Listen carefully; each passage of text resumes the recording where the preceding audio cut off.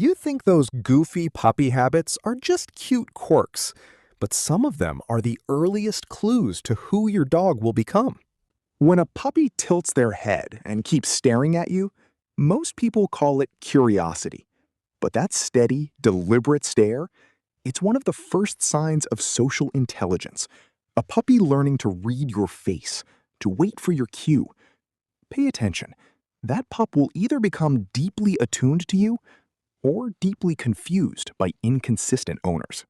Then there's the puppy who barrels through everything, mouth open, chewing toys, shoes, hands. That's not just energy. It's boldness plus a strong exploratory drive. Puppies that shove forward into the world like that are testing boundaries and building confidence. Left unchanneled, that same trait can turn into trouble, grabbing food off counters, ignoring recall. Channeled well, it becomes the foundation of a courageous, problem-solving adult dog. Now listen to the puppy who freezes and whimpers at new sounds. That's not being scaredy, it's a sensitivity to stress and novelty. These pups are wired to be cautious.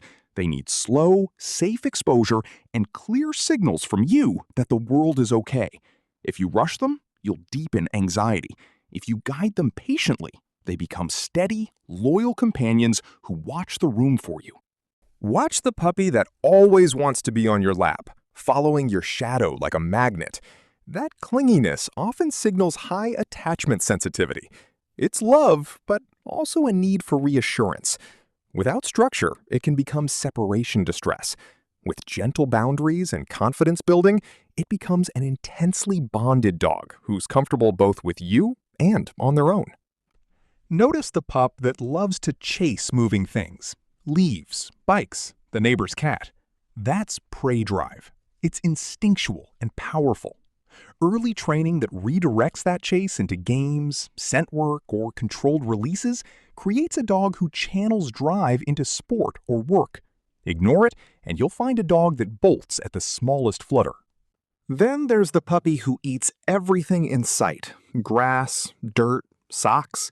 It's easy to write off as gross, but it's often a combination of exploratory eating and stress coping. Pica in pups can signal nutritional gaps, boredom, or anxiety. Diagnosing why and giving purposeful enrichment prevents health issues and the development of obsessive consumption habits. Pay attention to the puppy who offers lots of odd behaviors, spinning, barking at nothing, or sudden zoomies that end in crashing into furniture. Those are stress release patterns and high arousal spikes. They need predictable outlets, scheduled play, calming cues, and clear wind-down routines. Left unmanaged, these arousal peaks can translate into adult dogs who overreact to stimuli.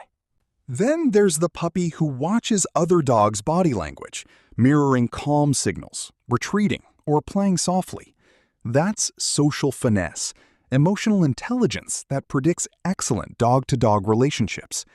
These puppies often become the peacemakers at the dog park, reading moods and diffusing tension. Look for the pup who is neutral about food, not ravenous, not picky. That balanced appetite often indicates regulated reward sensitivity. These dogs tend to be easier to train because they respond predictably to treats and praise without anxiety-driven overeating or disinterest. But one of the most telling signs is how a puppy reacts to being handled, lifted, examined, touched on paws and ears.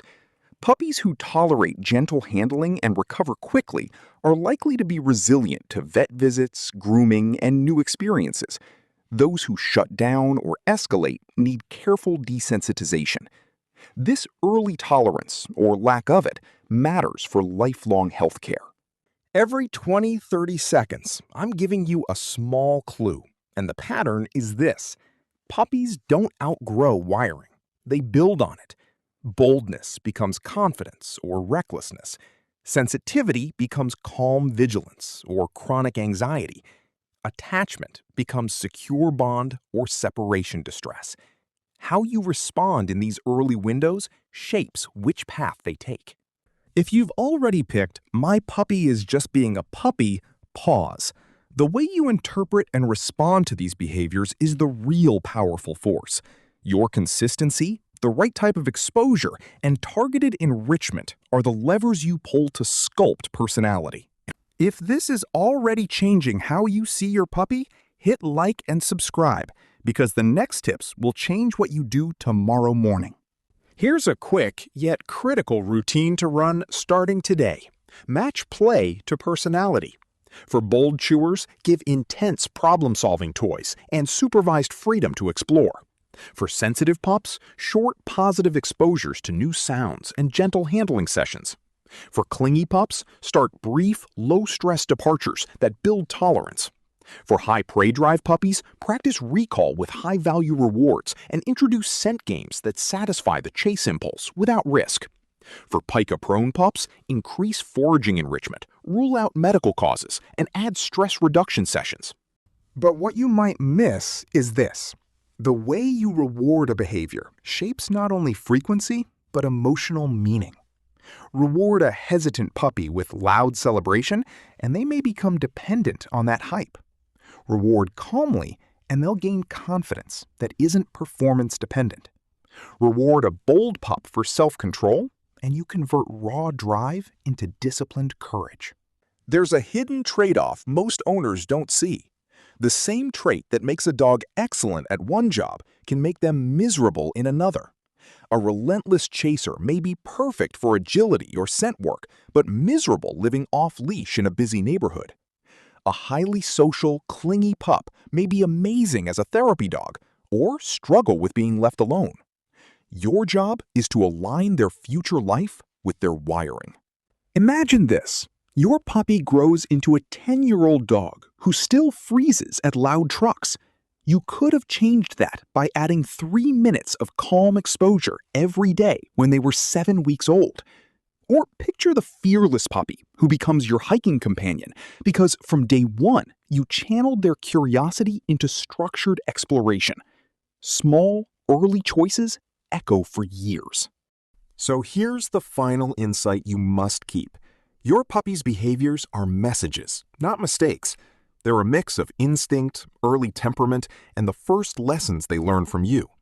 You can ignore them and be surprised later, or you can interpret them now and redirect the story.